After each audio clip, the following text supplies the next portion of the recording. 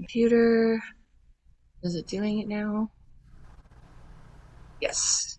Okay, so Yeah. we are recording. Thank you guys for coming to our body language class for the Pause Summer School. Dan's going to take it away in just a second, but just some quick things beforehand. I am going to mute everybody when we start the presentation, other than Dan, obviously, because he's going to be doing it. Um, and then if you have questions throughout, Dan is willing to take them in the middle of the presentation, so you can unmute yourself to ask a question. You can also put anything in the chat, and we will make sure to address it either during the presentation or at the end. And on that, I will say, take it away, Dan. All right, we'll get going. Let's Why is presentation is it? kind of body language, learning to understand our dogs. We'll go through a handful of different kind of sections here. We'll talk about why context matters in reading body language. We'll go through kind of common body language. You can see where to look. We'll go through a handful of kind of fun examples. Then we'll talk about some common misconceptions, along with modern science behind kind of dog emotions, because behavior and emotions get confused, but they are related. And then we'll finish off by a quick conversation and a reminder on kind of what drives behavior in the body language that we see from our dogs. So, why context matters. It's really common to hear people talk about a single body part, or analyze a static picture and try to determine what a dog is feeling. And it's really hard to do accurately. Body language is never specific to one body part or one snapshot in time. It is fluid.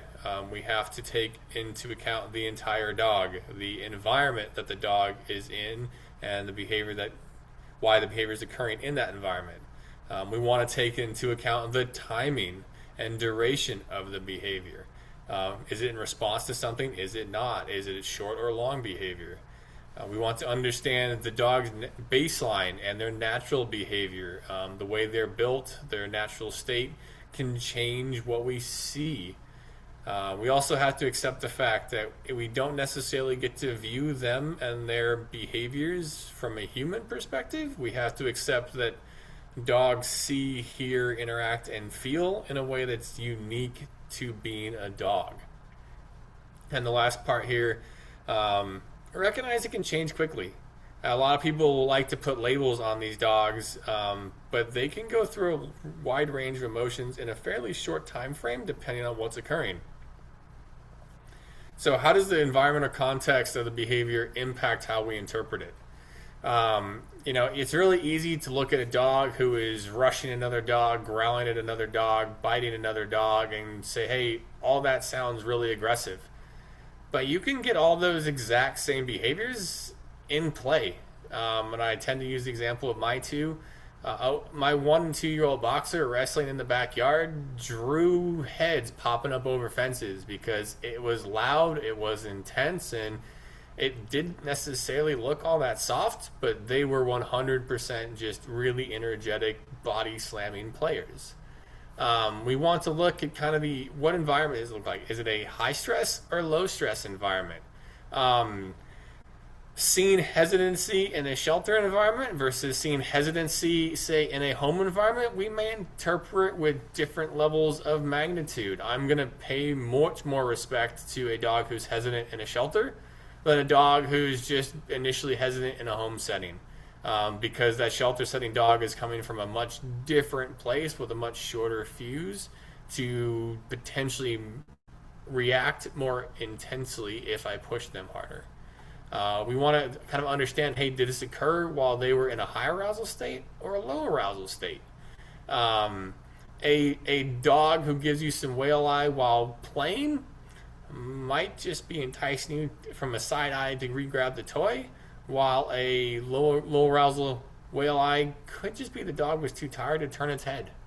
It may not even actually be a sign of fear or anything else. We also then have to take into account, was the behavior specific to a stimuli? It can make a big difference in how we interpret that stuff, right? So say a fear response kicked in because, say, some fireworks went off, and then you entered a room. Well, the fearful nature of that dog was not because you entered the room. It was because the firework went off. So we are not going to say that dog is now scared of people. That dog is scared of fireworks. We also have to then look at, are they feeling restraint, or do they have the ability to move freely? And I like to kind of elaborate on what does restraint mean, because a lot of people will think, hey, in a kennel, behind a barrier, on a leash. But it's also possible sometimes for us to kind of apply spatial and physical pressure through petting. There are dogs who can be near someone or have a hand on them who can feel like they're not allowed to move, and that can change their response to what they think is appropriate to an incoming stimuli. Timing and duration of behavior helps us assess kind of severity of that behavior, right? So when it occurs is key in determining cause. We can use the scared a person versus firework example. Abrupt changes in behavior are generally a great way to indicate for us to recognize that something has changed in the dog, that their emotional state has shifted. And then the duration of that behavior can kind of help identify that emotional intensity. So the harder it hits, the longer it will take to recover. The softer it hit, the quicker they'll recover. So some dogs might be startled by a firework, but not actively fearful. And so once the startle wears off, they're okay. Some dogs are very fearful, and you might spend the next 3 or 4 hours helping your dog try to recover from that scary experience. And the very last part I touched on earlier, or hinted at earlier, is that the individual and breed baselines impact body shape. And so you can see I got a handful of examples here. But if we ear shape and orientation, it's pretty easy to see those nice perky ears on the Akita or Malamute and Chi-Chi. But at the same time, they're likely much more common to be in that state. They probably live there. Whereas the pug or the boxer, they've got relatively average size ears, can probably provide a lot of expression with that shape and those positions. The cropped pitty versus the uncropped pitty. Cropped ears can significantly change the look of a dog. And then you have dogs like the Afghan hound there. Really long fur. Hides a lot of body language. It can hide the face shape. It can minimize the presence of coat changes. So we do have to recognize that those breed baselines do change what some of these standard features will look like. And like I mentioned, ear cropping, the reason why it impacts it is because it does limit not only the ear mobility, but the positional variability. A lot of those crop jobs tend to lock those ears in place, so they don't have the ability to change positions. And if it does, it's smaller, so it's harder to see. It's also important to recognize that cropped ears and or kind of those pricked ears tend to artificially make dogs look more intense, or forward, or skeptical sometimes. And so we can assume that there's more negative connotation to that than there might have been otherwise. Tail docking, similar to ears, dock tails limit positional variability. It also makes it more difficult to differentiate between tail movements. You don't necessarily get to see big swirly tail movements. It's hard to see whether or not it's moving fast or slow, if it's rigid or soft. It's a little bit more difficult to figure out kind of what that tail is doing when there's just less of it. And like I mentioned with coat length, the longer the coat, the harder it is to see things. And so you'll see that with the really long hair coated dogs or the really fluffy ones. So big puffy kind of poodle and poodle mixes can be very difficult to read. That big puffy coat hides a lot of physical features. All right, let's expand on how dogs see the world. Anthropomorphism is a useful tool, but it only gets us so far if we expect everything to equate nicely over to our human views. We have to recognize that dogs are going to see the world in a way that's distinctly dog. They're going to primarily live off their sense of smell, and then they're going to fall back on their eyesight, their hearing, and the tactical differences to the way they see the world. A lot of people may not realize, but dogs have limited range in color that they see. They're not color blind, but there's just a limited range compared to what we can see. They don't see great at distance, they see better close up. And they have better night vision than humans do. So it all changes how they interact and see the world. It drives their very specific canine communication. It's important to recognize that one of the reasons dogs are so successful living with us is that part of that domestication process actually bred in a capability of dogs to read and respond to human body language, behavior, and emotions. But that process does not necessarily mean that humans did a great job evolving the ability to read and respond to dog body language. The other thing that can happen here is that change can happen slow or fast. Sometimes when we think about behavior, we think of abrupt shifts, easy things to catch, but that's not always the case. Changes in routine, small miscommunications, underlying levels of pain, and even consistent reinforcement, intentional or not, can slowly shift how your dog's behavioral expressions, not only their overall repertoire, but how they use it, what they use it for, and what some of those things mean. Acute pain, stress, threats to safety and/or resources can create abrupt changes in behavior, and that's the stuff that I think most of us are more used to seeing. Those big, quick explosions or massively tucked tails, the fleeing behavior, those big shifts, right? And that's what can cause some of those things. We always have to be aware and alert to our dog's behavior, because if we're able to recognize those big and small changes, it makes it much easier for us to adapt and adjust accordingly. And then especially in the rescue world, where we don't always have great history, or if we weren't sure exactly what we've taught our dogs, we don't always know what they've learned in the past. But it is important to recognize that learning history can create dogs who escalate quickly. This tends to be more common in small dogs, but can happen in any. That their underlying and low-level communication of discomfort, of asking for space, of trying to advocate for themselves can get ignored. And so they're much more likely to jump to higher levels of defensiveness, whether or not that's barking, air snaps, biting, things along those lines. All right, so how do we actually read the dog's body language? And when I talk about reading the whole dog, it means looking at kind of different portions of that dog. We want to look at their ears, their eyes, their body posture and position, their brow. Within their tail, we can look at position and movement, and then we can look at those vocalizations. Hey, Maureen, what kind of question do you have for us? You can here, let me unmute you. There. Sorry, I don't. I was just messing with the size of the Oh, screen. I'm sorry. no, that's okay. All right. All right, so we'll start with ears. So the big positions that you'll kind of commonly look for here is a forward or erect ear that kind of up and moving forward towards the front of their face. Typically, when you see those ears pop up like that, it's an indicator of arousal or interest.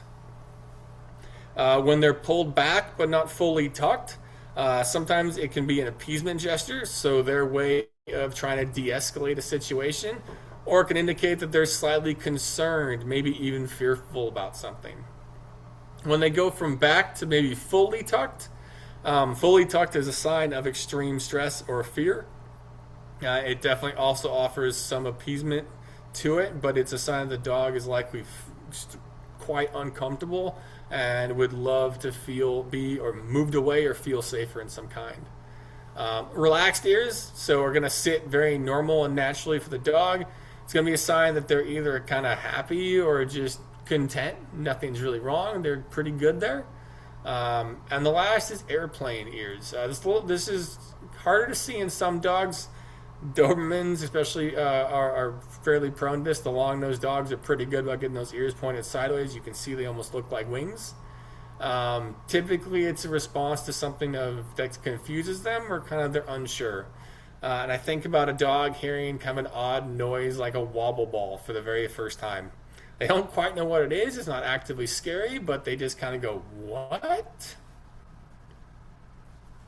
The next thing we shift forward from the ears is to the eyes. So a normal, nice, relaxed dog is going to have what they would call soft eyes. You're not going to see a lot of energy or arousal or intensity. Those would be kind of your dog's normal state. Then you get the hard stare. That is a dog who is locked in. You're going to generally going to come with a stiffer, firmer body. You're going to come with a lot of energy.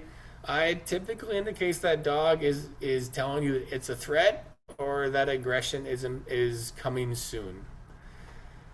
Their eyes could be squinting. So squinting can occur when a dog is happy. Sometimes they get really, really happy. They get a little bit squinty. But it can also be offered as an appeasement or a submissive behavior as a way to help de-escalate or indicate that they're not a threat to something that's in front of them. And then we have whale eye. So whale eye is generally an indicator of stress or fear. It's where you get the big, wide eyes, kind of really stretching those brows up. You tend to see more of the whites of their eyes popping up, and almost like their eyes are bulging even a little bit. And that's kind of an indicator that something's a bit scary for them. So while not position-based, eyes can also do a few things that we should take into account. So the first is stare. Maintaining extended eye contact or orienting their eyes at something for a period of time. From a dog perspective, it's typically considered a rude behavior. Not always, but if a dog is staring, it's typically an indicator of arousal. And that could be good arousal or kind of prey arousal, or it could be stress arousal or aggression arousal. But staring is generally not a dog that's extraordinarily relaxed. There's hypervigilance. So hypervigilance would be rapid eye and head movements, lots of scanning the environment, not stopping to take anything in, not moving slowly. Generally an indicator of stress and higher arousal. And the last is almost a head position, but the eyes can do it as well, which is avoidance. And that is where they're turning or looking away from us. This is generally an appeasement behavior, or the dog communicating that they are not ready to interact. They're not wanting to interact with the thing or you or the dog that's in front of them. It's their way to avoid confrontation. Body posture. So there's a handful of ways the dogs are going to present the rest of their body when you move away from the head. So the first is our neutral body posture. It means the dog is relaxed and calm with fluid movements. That is where most of our dogs hopefully live the majority of their lives. The next is they can be very still, and you can see it in our little Jack Russell friends there. Very stationary, very tense, typically an indicator of a high arousal state. You'll see this as a threatening behavior. You'll see this as a stalking behavior, and in some breeds, it can be a bit awkward, but it can occur as parts of play. But you'll generally not maintain that stillness for very long. It'd be very brief. The longer it's maintained, the more likely it is that there's something that's threatening or really driving an arousal into that dog. The next is raised. So the difference between still and raised is the fact that raised is not going to be as stiff. You're going to see high heads, high shoulders, strong, probably leaning forward stance. This is a high arousal behavior, probably a bit more of a defensive behavior than a true stillness. But again, it is also typically a space increasing signal. And the opposite of raised would be lowered, and that's where we're going to see the head go down, the shoulders go down. Now with stalking, if it is in a stalking or prey standpoint, you can get intense eyes. If the head is turned away, we can get a bit of an appeasement behavior.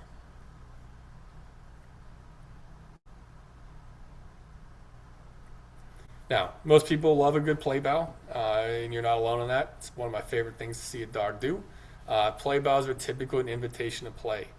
Now, I do like to remind everybody that there is you can see this similar feature in dogs when they're not playing.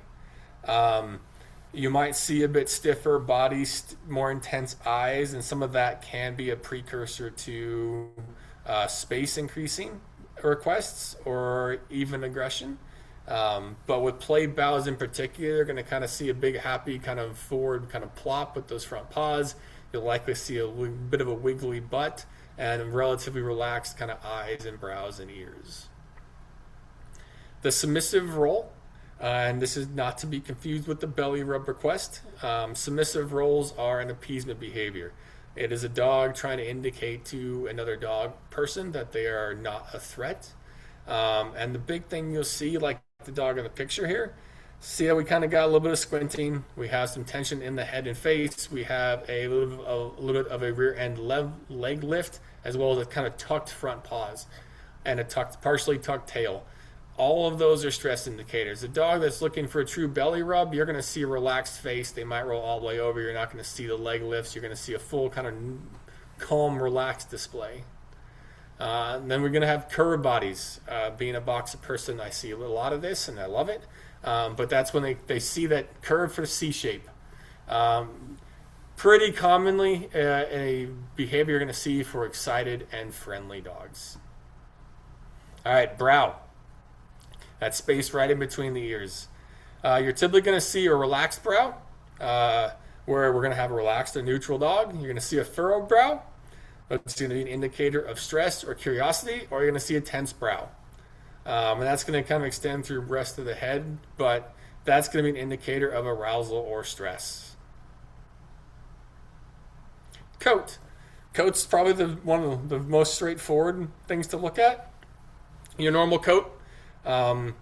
It does require the rest of the dog to interpret, and coats are harder to kind of work through because there are so many different ones, but a normal coat doesn't provide you a ton of information, but is more likely to be relaxed than not, and compared to a dog with pilar erection. Now, pilar erection is that kind of hair standing up through the back of the head, the neck, the body, all the way down to the tip of the tail.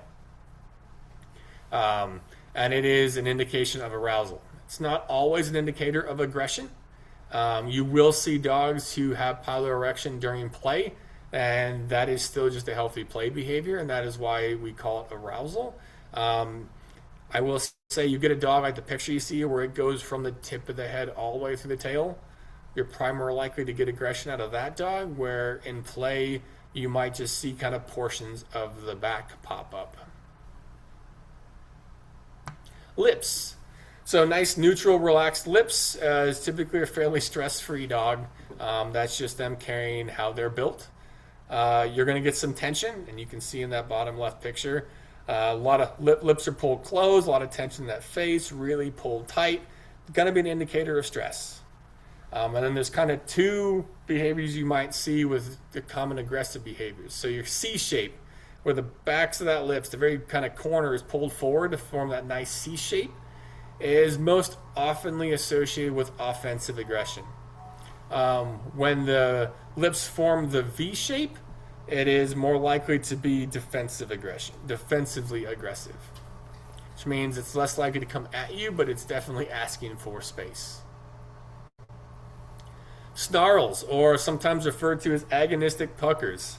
It's where you get that front lip to pop up, and you get that little kind of curled front face, and is almost always a space increasing gesture. Doesn't always mean aggression is coming, but they're definitely asking the thing in front of them to go farther away. Now, you don't want to confuse a snarl with a grin, or a submissive grin, as it's also known. A submissive grin is an appeasement gesture. And you're going to get kind of that lip rolling up in the front versus the lips pulling up towards the back. You're going to get that full view of those front teeth. And it's going to you will fairly often see the squinting or some ears back because, again, it's an appeasement gesture. So while it can come for some dogs who are happy, it generally comes with the dogs who experience a mix of happiness or anxiousness when you see that.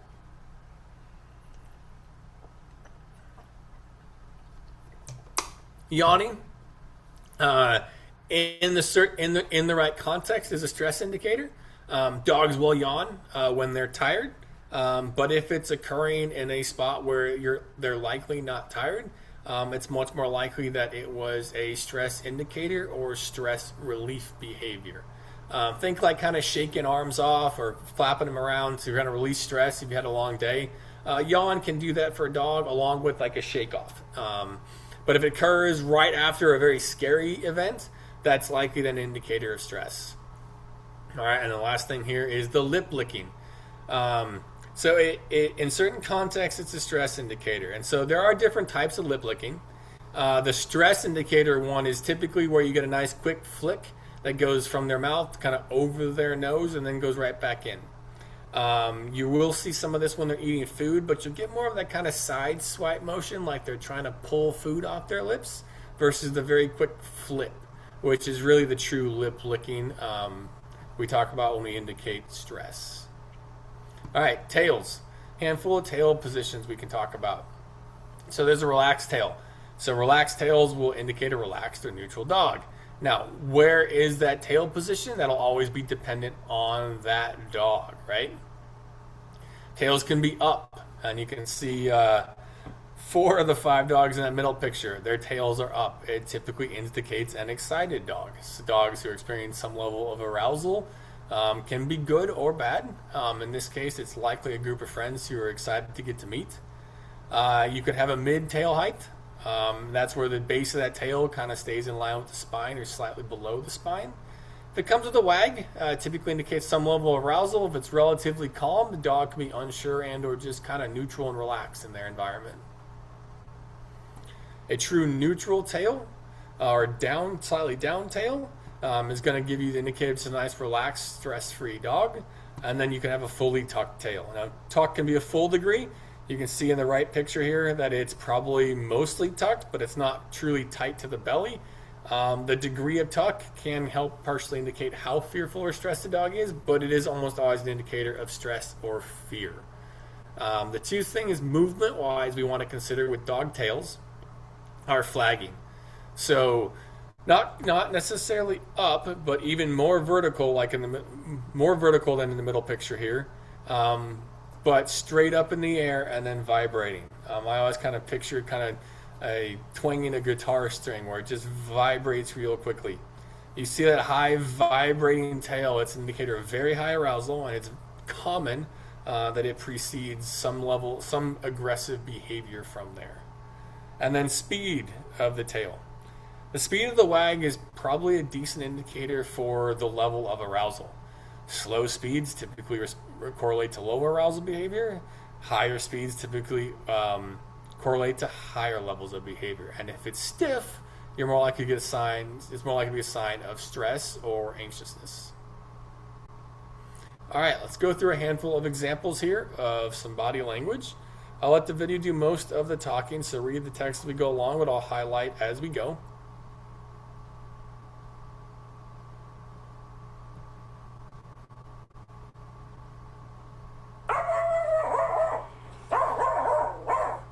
And now you will notice here with Otto that his tail is fairly high.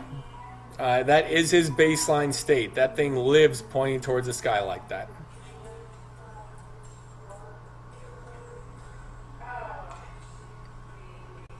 Nice example of a quick look. You can really see the conflict here, right? He wants my food, he wants to interact, but he doesn't want me to touch him. So you're getting some loose behavior, you're getting some side eyes, some moving backwards, and that's him adjusting to working with me for handling activities.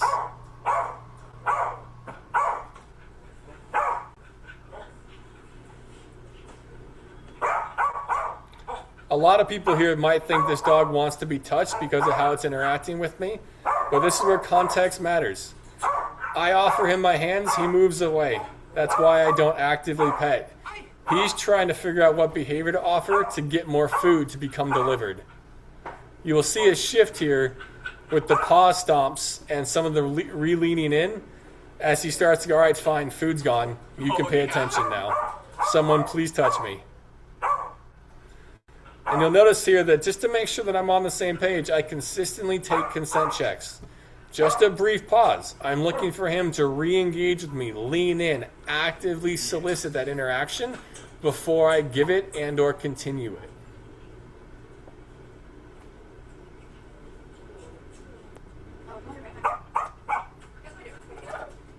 So I repeat the process quite a few times here just to make sure that he's continually happy and engaged with me. You'll notice he will occasionally disengage and then come back.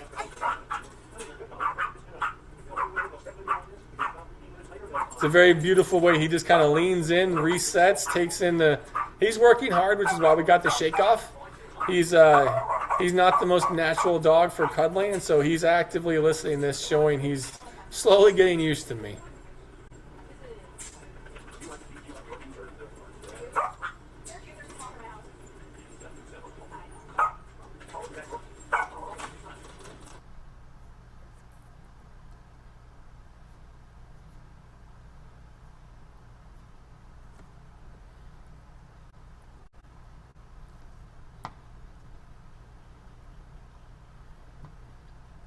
Here you can see that tail is up and flagging. That body is very forward. Those ears are pointed directly at me. Brief freeze. Again, stiffer tail, moving forward. He is wanting to take food, but you're going to see a few slow motion lip licks here.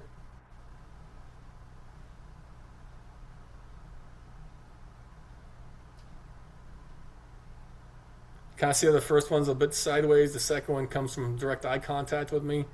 That head is low, tense body, stiff tail, a little bit of that hard stare.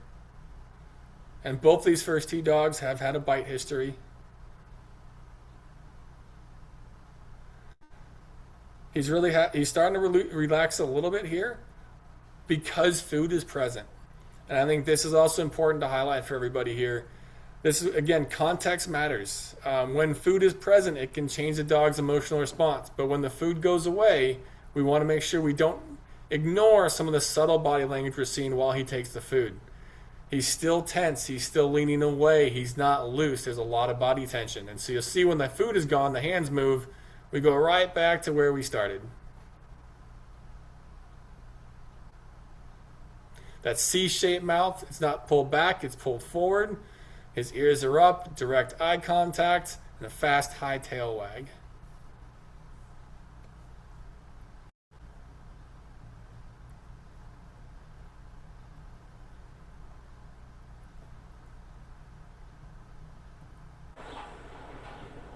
Now, for a happier dog, you'll see some eye tracking, but intermittent, relaxed body, bouncy, very loose movements. Rocking horse gait, where you can see him kind of rock back and forth. Generally a great sign that a dog is relaxed and having fun. You can see he's happily and engaging with me, the bouncing movement, limited straight line movement, actively engaged in play. Some ears forward versus neutral. That tail is relaxed and goes through various different wags and positions. He's got very soft eyes. Now you notice here, as soon as I touch the camera, he clocks me right there. And there it causes a big shift in behavior. That inanimate object he didn't realize was there before, so now we see a shift. We get some stillness. His ears are forward, almost airplane-ish. You can see how that right ear comes out. And so to respond to this, I bring everything back down. I limit my movement. I limit some of the active movements in play. And I try to give him just a little bit safer environment. So he's a little unsure. He comes in, but the tail is low, wagging a little quick, not big and relaxed, right? We're a little stiff in his body posture, but he's got soft eyes. He's starting to lean into my hands, lean his chest in. He's targeting where he wants to be touched.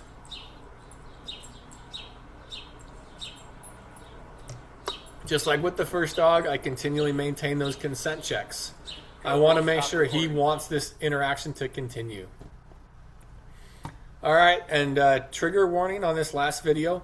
If you have a dog who does not like scary noises, there's a very aggressive sounding dog that's going to come audio only first, and then we'll go through the video.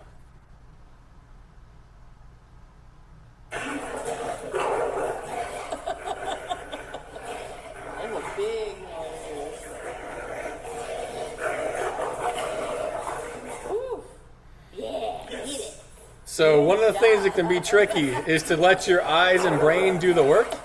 And so you can listen to this dog here, right? It sounds intense, but those ears are back, that body's loose, there's no piloerection. We have a V-shaped mouth, which with the toy I would expect, so not necessarily the aggression is kind of directed at the tug, but the very curved body postures, the neutral height tail wag, all indicated that this dog was having fun and playing. Now, if you tried to respond with just your ears, that could be a touch scary.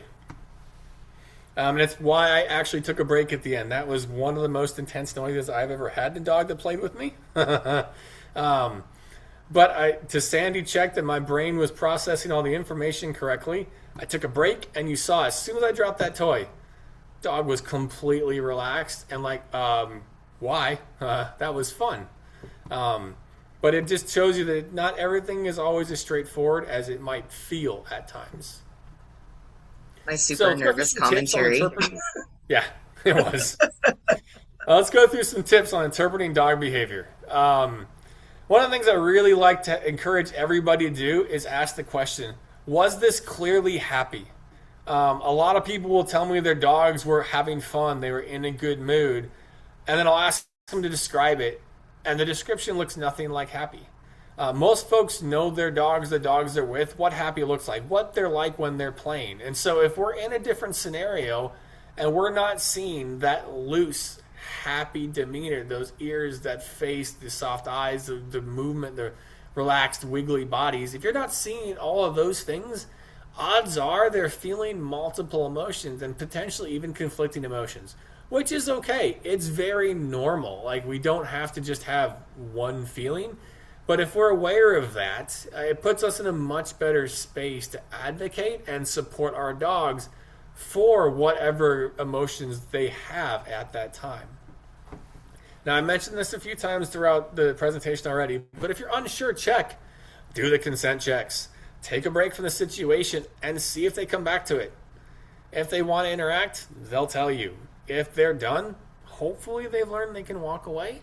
But by practicing those consent checks, you give them an opportunity. If we don't give them an opportunity, not all dogs will take it, and some will feel trapped. And so there's never any real harm done with a quick consent check. Don't rush. It's really tempting to want to see the best in our dogs, to almost be what I like to call optimistic, like overly optimistic for what we see. We cling on to the good and ignore the rest. Take your time. Give the dog time to acclimate to you, the environment, the situation. We don't have to rush that process. Letting the dog learn that it's safe and can enjoy itself will pay off for years to come afterwards. We get it wrong, we can then really struggle to come back from it. And this includes greeting a new dog. The whole extend your hand to let them sniff. I don't mind people putting a hand, say, on their thighs or knees and asking if the dog wants to come investigate with it. But reaching out at their face, it's weird. And I always use the analogy, like, if you had a stranger do that when they went to greet you, you'd think they were nuts. And so they can smell you from 10, 20, 30, 40 yards away. Putting a hand directly in their face just says, I'm going to invade your space whether you like it or not. Movement and orientation of the dogs, I think, is underappreciated for most folks when they're looking at their dog's behavior. Dogs tend to orient towards and move towards the things that they want to interact with, good or bad. But if they're walking away, if they're avoiding something, if they're turning away, facing away, looking away, odds are they don't want that thing getting any closer to them. And the last thing to recognize is that, like, dogs rarely truly face head on for physical contact. You're going to see them lower their heads. You're going to see them turn and lean sideways. They're going to present their side or their butt for petting. If a dog is in, pencil straight walking directly at you, it's much less likely that they are truly relaxed and looking for an interaction at that stage. The next part is to kind of talk less and move more. Humans speak, and we speak a lot. And so we tend to try to talk our dogs into doing something different. But the problem is that unless you've spent months and months teaching what a specific word or set of words means, you're not providing them any real information. And so if we're going to respond to what they're communicating, you're much better off moving. Our noise doesn't help, right? If they say they want space, create space. If they lean in for pets, give them the pet. If they want a toy, they'll look at the toy, grab the toy. But if we can physically respond instead of verbally responding, you might find that you're going to get a much better response from the dogs. Quick touch on barking. While not necessarily a true body language, since it's more of a vocal language, but there are six different types of barking. Our excitement barking is a really high-pitched, rapid bark. It generally comes with some frantic movement or jumping. Our warning barks can repeat, but they're usually kind of one bark at a time. They're very sharp, and it's really kind of almost someone like yelling "hey" or "stop" to say, "Yep, something weird is happening." Our fear barks are often higher pitched. They tend to be sustained and continuous from that standpoint, typically for a dog who's scared or overwhelmed. Our guard barking be a bit more continuous than a warning bark, and also accompanied by some growling. You'll see that a lot more in some guardian breeds, but it's usually specifically to protect territory or ward off threats. Frustration barking. A lot of people, I'm sure, have been familiar with that at one point or time. You're going to get an escalating bark. So something that kind of starts at one pitch and escalates higher and higher. Typically happens when they want something. And then learning history or learned barking. For dogs who've learned that barking gets attention or food or access, typically will be a unique form of communication for that specific thing. If anyone is looking for more information on kind of barking and some more details to this, I'd encourage you to check out Barking, The Sound of Language by Turid Rugus. All right, so there are a handful of misconceptions when we talk about body language that still pop up all the time for me.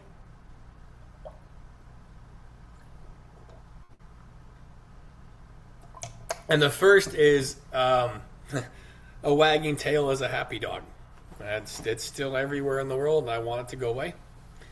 Tail wags are arousal. Does not mean they're happy. About the only caveat that might be happening is if you get a wiggly body with a big circular wag, that combo is almost always happy. But for the most part, tail wagging is just an indicator of arousal. Now, arousal can be good, it can be bad as far as an emotional connotation, but it's just a level of arousal. So the next is that a dog approaching does not mean they want to interact, and them being near you does not necessarily mean that they think you are safe. I get to interact with a lot of shelter dogs and a lot of fearful dogs. They may want to come over and smell me. They may want to come over and investigate me or a scary object like a trash can. But that does not mean that they want you to touch them. It does not mean that they think you are safe. They're probably just sorting that out. And so we really want to pay attention to the rest of that body language before just assuming that because they're near us, it means we have the right to interact or touch them. The look of guilt or guilty feeling. It's unlikely that dogs even have the emotional capacity to feel guilt. That look that I'm sure we're all thinking of when I say that dog is feeling guilty is an appeasement gesture, right? It's those ears are back. They're squinting. They're looking away. They're using a submissive grin. They're avoiding eye contact. Those are all appeasement signals. If they knew they did something wrong and they felt guilty, they'd have sat there for the last 3 hours after destroying a roll of toilet paper, shaking until you got home. But the reality is that that look and those behaviors, our appearance is what triggered them. They're trying to convince us not to hurt them in that situation. And that is why it gets offered. It's not that they feel guilty. It's that they're trying to calm us down because they're responding to our behavior with those appeasement signals. The smile. I know we got a handful of pity people on this call today. And so I think we all have seen a dog smile because they're happy. And I think it's important here that we don't confuse what we talk about, what that means. So a panting dog with their lips pulled back, kind of that teeth showing smile, like a human type smile. I don't think dogs do that. But you will see when they're happy that kind of up and back look, right? Like if we smile with our mouth closed, right, you get that little up U shape. It's brief and then it relaxes again. I do think that's a happy response. But you get that open mouth panting, you get teeth showing. It's much more common that when people label that dog as happy, that they're actually feeling some level of stress. It doesn't mean that the stress wasn't coming from something happy, like a fun playtime, or it might be that they're stressed because they're overwhelmed, and that's common to see at farmers markets or dog-friendly patios, right? A lot of folks will look at those dogs and go, look, they're happy, they're smiling. But if you check out their ears, their eyes, their body, you see a lot of stress in those scenarios. We need the whole picture to really nail that one down. So, next one. Tolerance does not equal enjoyment. Now, I'd say this one probably comes up a lot with dogs and kids, but it's applicable to pretty much anything else. Just because a dog doesn't go away, because they tolerate something being done, does not mean they enjoy that. And I think, honestly, we've all done it, and I'm not going to say it wasn't justified that we did, but like putting clothes on dogs is a great example of a dog that's probably not having that much fun. They tolerate it. It makes for a great picture, and it's probably worth it as long as we're safe to help get them adopted. But just because they let us do it does not mean it was an enjoyable experience. And that's where we need, if we can recognize that, we can mitigate some of that tolerance by using lots of food, by not doing it too often, by doing it in small increments. But that restraint, that social pressure, doesn't necessarily make for a dog that inherently feels comfortable. And so recognizing that can help us minimize how much stress we put our dogs through. The next one, even for people who know it, this one's a bit tough, but it's always worth reminding ourselves that our dog's behavior are not a personal attack on us. I have never met a dog who thought, you know what would be fun today? I'm going to piss off my owner. Like, dogs do not enjoy seeing us get angry. Their behavior is just the best. They are coping using the skills that they have for the situation that they're in. It is not a personal attack on us, despite the fact that it can feel that way sometimes. And some of that can come from the next bullet as well, which is some of our societal expectations that we place on dogs. It's really common for folks to see a dog and think, you know what, they should just be able to figure this out, or they should just behave better, or they should know not to do this. They're animals, man. They have their own internal drives, and the expectations that we place on them have gotten more and more unrealistic. The more densely we become populated. We expect them to deal with more because we're dealing with more, but that's not necessarily how dogs are. And it's also important to recognize that dogs exist on a spectrum. We're not all social butterflies. You know, some of us love getting together, love having a conversation. It amps us up. It makes us relax. It helps us feel better. Some of us, no matter how much fun we have, it's draining our social battery. That's okay. But assuming our dog should enjoy all that stuff all the time because we do isn't necessarily realistic and or fair to the dog. All right. Quickly here, the modern science behind emotions. So there has been a fair bit of research on kind of what dogs are capable of feeling. And recognizing that they do not have the same emotional bandwidth as humans is important. And that's where the anthropomorphism is both a good and bad thing, right? Because we can empathize with a dog who's scared because we know what being scared is like. But when we label them as stubborn, that becomes a problem because they don't necessarily have the ability to be intentionally stubborn. And so it's hard to measure emotions or quantify them, right? Because the only way we get to do this as people is we can use words. We can tell other people how we're feeling. Dogs can't do that. They do not have the skill set to say, look, I am angry. I am jealous. And so we always have to do some level of guessing based off of what we see.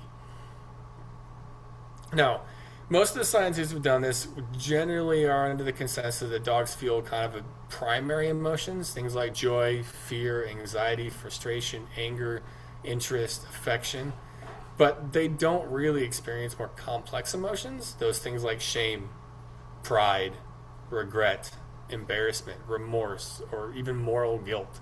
They don't really have a right or wrong. Anyone's looking for more information, I've left a link to a blog that's got some more detailed information on that. Feel free to check that out. So, when you talk about dog behavior, it's important to think about the audience that you're talking to. So, in a context like this, if you were to ask me what a dog did, I'm going to use a lot of the terms that I described in each of the sections of the dog. I'm going to be descriptive. I'm going to talk about ear shape, mouth shape, duration of behavior, tail, vocalizations. If I'm talking to random people or random friends, that's perfectly acceptable to use subjective language. I'm not going to get on someone or be upset if they call their dog stubborn because they refuse to come inside, and they're just all laughing about the fact that they're out there enjoying getting baked like a baked potato in the sun, right? But it is important to differentiate, because there's a big difference between saying he was aggressive when I went to pet him to saying he charged at me, stopping 2 feet short, barked intermittently, hard stared, ears pinned back, and air snapped at my hand. I've heard people use the word aggression, and it's ranged from anything to a very light growl to he bit me 6 times.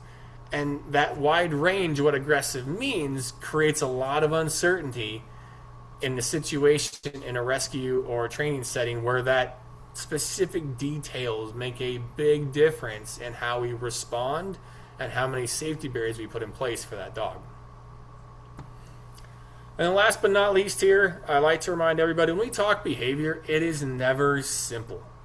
Nothing drives an educated trainer more crazier than someone who just wants to take emotion or behavior down and think it's just like 1 + 1 = 2. Behavior is driven by genetics.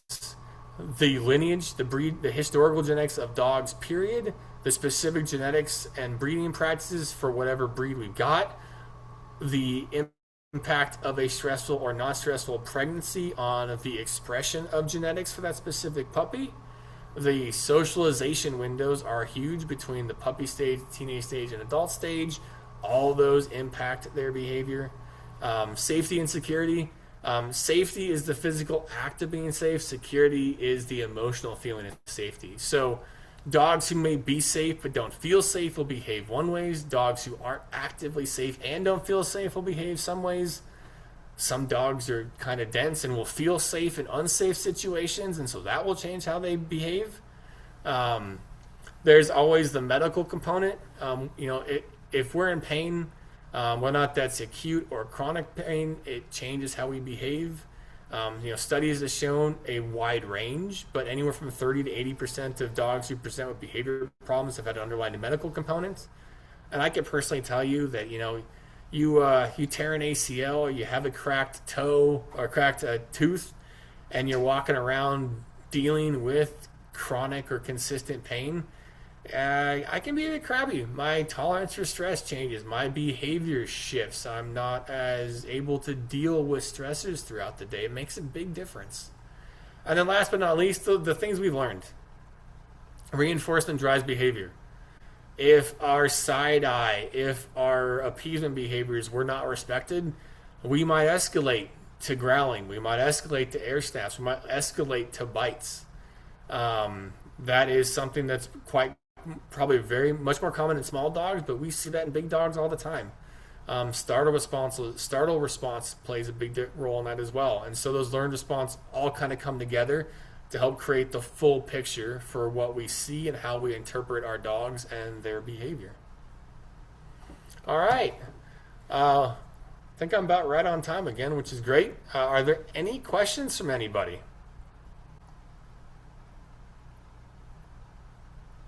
Dan? Yeah. Can you just repeat that, the quote that you said one time that really stuck with me about being the safest person in the room? I don't know if you remember, you said something one time to somebody, you may be the safest person in the room, but that doesn't mean you're safe. Yeah. Can you just explain that? Yeah. So it's kind of a sad and sad thing to think about a little bit, but you'll notice there are some dogs, especially some of our fear and aggression dogs, who will latch on to, say, a person, and it'll look like that dog is, you might think, hey, look, that dog feels safe, they're going to that person. And you'll see this a lot, and honestly, it also ties into even in abusive relationships, right? A little bit in the same kind of parallel, where you have a individual who may have used physical force and or pain to coerce behavior, but it's also the person who has fed you, who has housed you, who has taken care of you.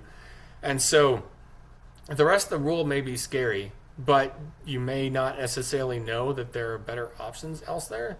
And so that can absolutely play a role in how some dogs respond and why they don't ever get truly comfortable, right? We provide mixed messages. You are the safest thing they've got, but that doesn't necessarily mean that they are truly safe in that scenario. They're just like more predictable Yep. Predictable. than, yeah. Yeah. I have a question. Most of my notes are insulting you mostly. No, I'm just kidding. But Rude. wait, so all right, talking about like just going back to like the beginning of like the eye contact thing, which honestly like I haven't even thought about until you brought up the like good arousal versus like, high arousal when it comes to eye contact. When I was at the shelter and we were pulling dogs or whatever, let me think about a dog like Bear, right? Like Bear is a dog, he's strong, he I know, but he has soft eye contact sometimes. But like, what is like? Can you like get like a little bit more descriptive on like what like that good arousal like looks like when it comes to eye contact versus like what that hard stare looks like? Does that make sense? Ish. I'd say generally speaking, the biggest difference between a hard stare and say other types of eye contact is going to be whether or not they break it. So a dog whose intent is to use aggressive behavior is going to likely maintain it longer. Dogs who stare at you because they want something they're unsure, you're going to likely see them turn away and then come back, turn away and come back. And hell, I'll use Kirsten's dog Augie for example. Like you sit down with a plate of food, you can feel his eyes boring into you, whether or not he's behind the plate or not. But he consistently turns his head, turns his eyes, and then he comes back again. He turns his head, turns his eyes, comes back in.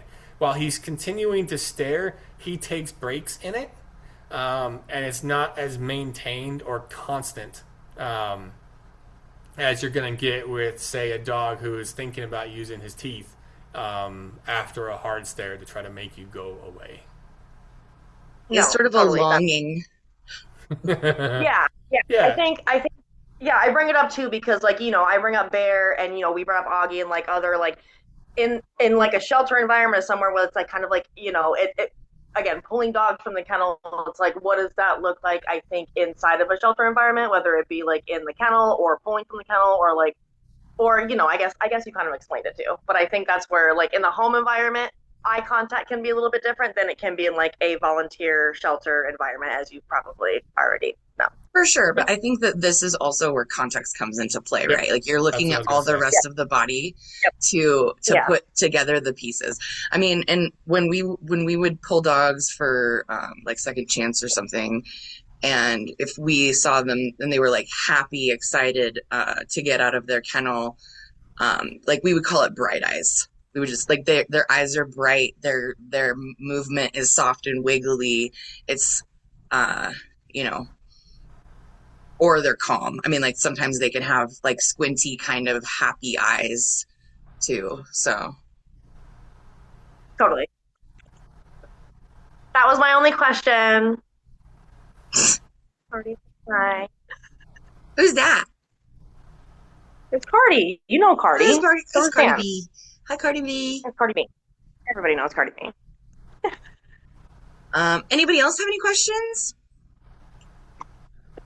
I can ask you the question I asked you yesterday, which is, so like in addition to barking, like there are still some other, and especially for us that have been in the shelter environment, we're aware of like sounds, like other sounds that come from dogs that are not just barking. But I like brought up the pterodactyl scream, which I'm sure a lot of you are familiar with. But I'm also thinking about like like Augie makes noises where he like yawns and like kind of whines and things like that. Yeah, I mean, we'll start with the pterodactyl scream because that's a good one for anyone who's spending time around pitties. The pterodactyl scream is almost always a really high arousal behavior. It can be, it's rare, but it can be an affiliative thing. I'd say more often than not, if you're going to see/hear that, it's likely a precursor to potentially some fear or other space increasing behaviors. So I don't typically see that a lot before, say, dog dog play. Not that there aren't some pitties who just get really, really excited and make that noise. You do have to take into consideration the rest of the body language, but I'd say more often than not, when I do see that, it's a precursor to a dog who is not exactly super thrilled to be interacting potentially with the thing that's in front of it. What's your question, Maureen? Feel free to unmute and jump in there.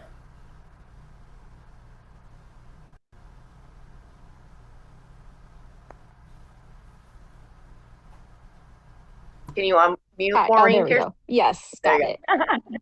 So I was wondering, I have a pup that he intentionally went up to say hi to someone. So did the whole moved his body to the side to get pets. She leaned down to say hello. She was good about not just automatically saying hi to our dog. And then suddenly he just snapped.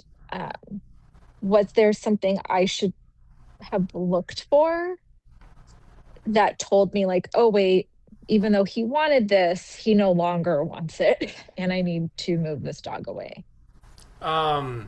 So a few things to think about there.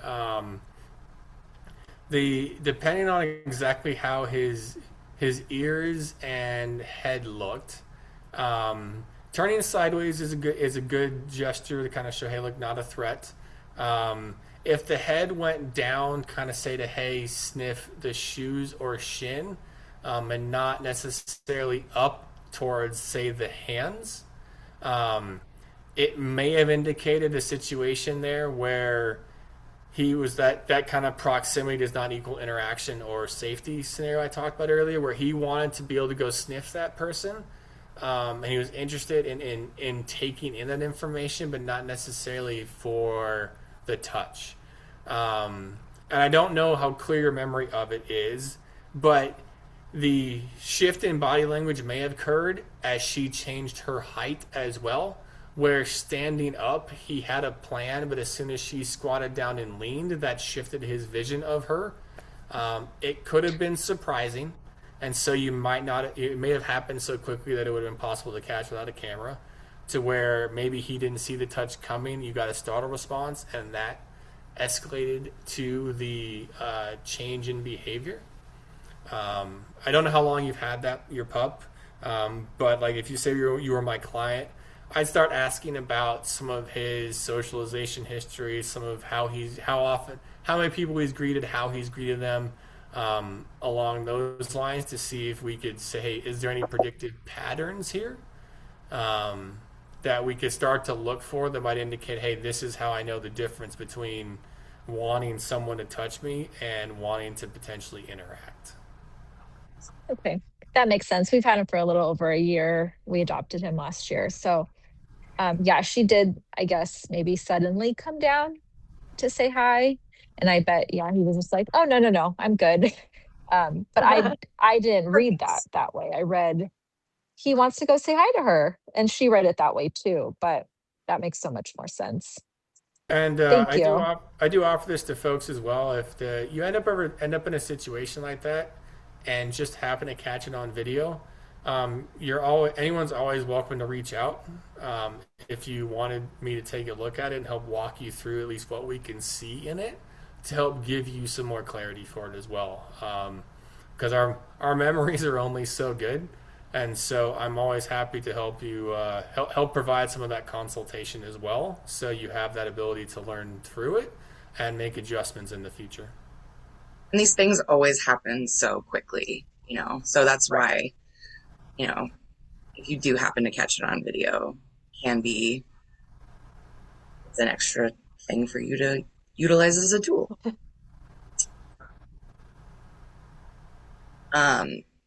So we are a little bit over right now. If anybody has to jump off, thank you so much for coming. Feel free to do so.